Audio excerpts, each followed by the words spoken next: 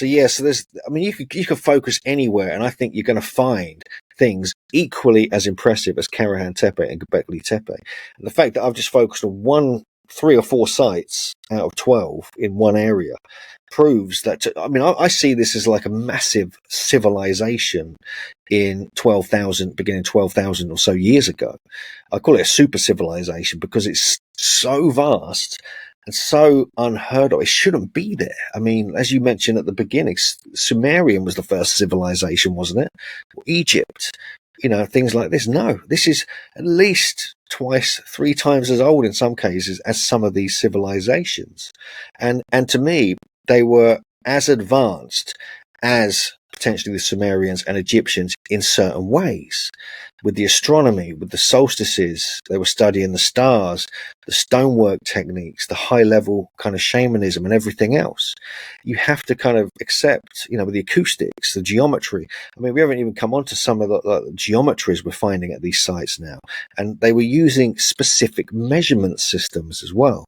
And these are all based upon Earth measures, suggesting they must have measured the Earth and things like this. And so, to me, these are all signs of civilization, high civilization.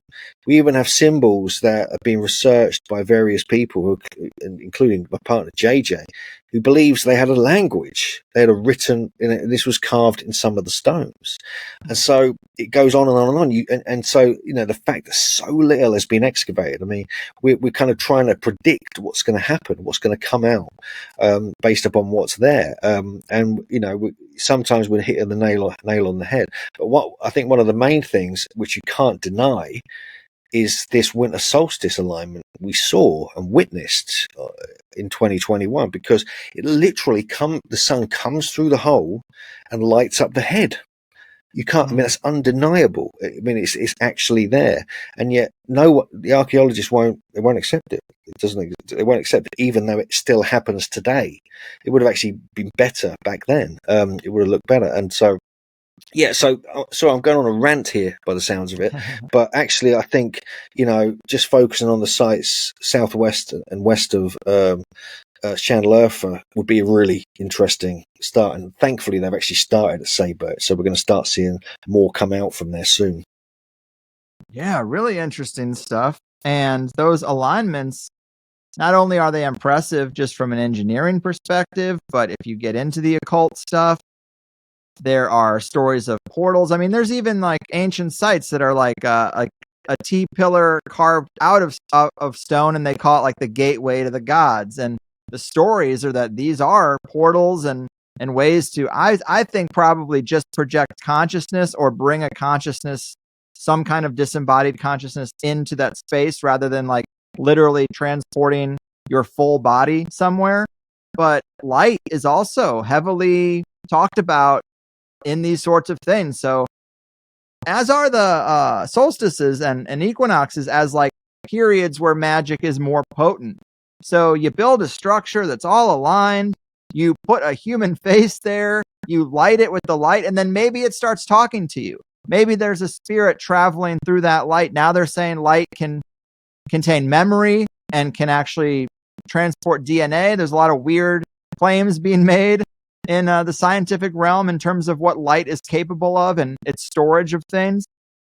Well, that opens up a whole can of worms if the ancients were talking to some of these things, or just a lot of times you'll hear really advanced science coming from these beings themselves. Like even when regular folks out in rural Ohio get abducted by aliens, they'll go up on the ship.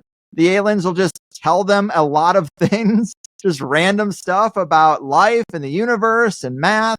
You can look at crop circles and see sacred geometry. It seems like there's other beings in the universe that when we tap into them, they just can't wait to give us a lecture about some science that we don't really know much about. And a lot of times the people who get the information downloads have no way to apply it anyway.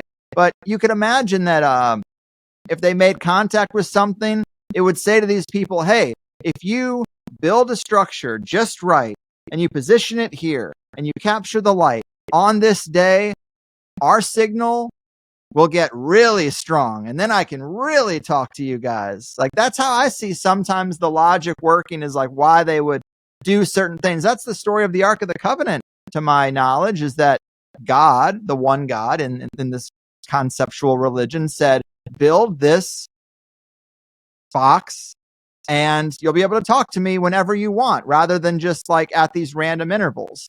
So maybe that is a motif that extends to all sorts of different things in the past.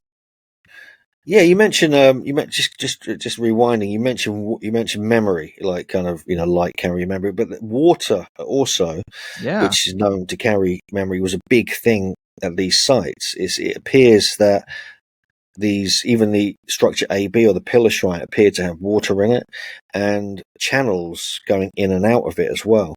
And there's all these cut marks which collect water, like which is very much linked with what JJ's been researching, the goddess kind of traditions. And so there's a lot of water appears to have been moved about, or certainly liquids at these sites, especially Karahan Tepe, which I find really intriguing because, as you mentioned, it carries kind of information of such things. So, yeah, I think there's a lot more to these sites and a lot more to the way these people were operating than people realize. Mm-hmm. And a few years ago, I was able to take a tour of sites in Armenia with Graham Hancock. And, Turkey and Armenia, very close. It's just this modern divider and the unsavory genocide that keeps people from really going from one side to the other. But in the ancient past, these places are pretty close to each other, and that border means nothing. And I wouldn't say we saw anything that was like as impressive as the stuff in Turkey, but there were a lot of cathedrals that were probably only 1,000 years old. Who knows, really? They were really kind of interesting, and they had a lot of the bull motif, a lot of things that spoke to different constellations, but also water. They had these intricate channels, from the ceiling dropping down. The water would go this way and that way. And yeah, I mean, it seemed very elemental, maybe pagan adjacent. They seemed very into the light comes in here and we have water trickling in through here. And it's all still somewhat restored, it's somewhat preserved, that the elements still are contained in them. I thought it was super fascinating, but there were a few other sites. There was one thing that was interesting. You mentioned kind of the site under the village, and the government's going to excavate it, and they always want total control when they find something. And we pulled the bus over this one place. We marched up this giant hill, and then the local Armenian researchers were like, yeah, we're standing on top of a step pyramid right now. It's just buried under the dirt. And the story goes that some of the guys started digging down and they found a metal door. And they closed it up and they accidentally told too many people. And then the government's like, you're done. Cover it back up and don't go over there. And then Graham took us to another place. And that's the other thing. A lot of this stuff is just laying about, not preserved, no velvet rope, no tours. It's just the local people doing their thing. And here's a weird structure that if you really examine it would probably make it into a history book of some kind. But he took us to another place where they had just big stone carvings. And one of the stone carvings was of a step pyramid. And it had olive leaves on it. You count the leaves up, and it had a certain ratio that Graham would talk about being an important ratio symbolically. But his thought, and the thought of the local researchers, is that what we were looking at on this stone carving was the step pyramid that was covered up. Like, they were probably drawing it. Hey, there's an awesome Chichen Itza type stone pyramid or step pyramid, and we're going to draw it on this stone. So that's what they think they have the go on as to what would be under there if they could dig it up, but they can't dig it up. The government says, no, not allowed to do that. And it's just weird, that whole area. Obviously, now we're getting into another big possible war in the Middle East, but that whole area, it's full of the oldest stuff we have. And so much of the time, our modern conflicts get in the way of true excavation, as do the borders, as do the governments. It's a real shame. I'm sure you deal with a little bit of that on your tours. Yeah, and I mean that sounds fascinating. That step pyramid. I've heard stuff about that, but never kind of. We were supposed to go there at some point as well, but that is really really intriguing. You also got Carahunge there as well, which was utterly Carahunge, yeah. mind blowing. I mean, I've never been. I desperately want to go because that's got holes in the stones as well, which are astronomical aligned, like you get Karahan Tepe. But yeah, I mean, all that whole area. I mean, where you're kind of talking about, beyond Lake Van, going to the border, going into Armenia. That's in some traditions. That's the kind of Garden of Eden, basically. That's the biblical Garden of Eden. That's where it's at. And so, that's that whole Middle East area is so important. That's where all the stories of the Sumerians write about the Anunnaki arriving. The Book of Enoch, it talks about the Watchers coming down from the mountains in that area, where now the first megaliths, Göbekli Tepe, etc., are now being uncovered. It's such an important place, and I think the control and focus on the area isn't just to do with things like oil and religion. I think there's other much deeper, older kind of yearning for our true origins kind of vibe going on with the people in trying to be in control of it.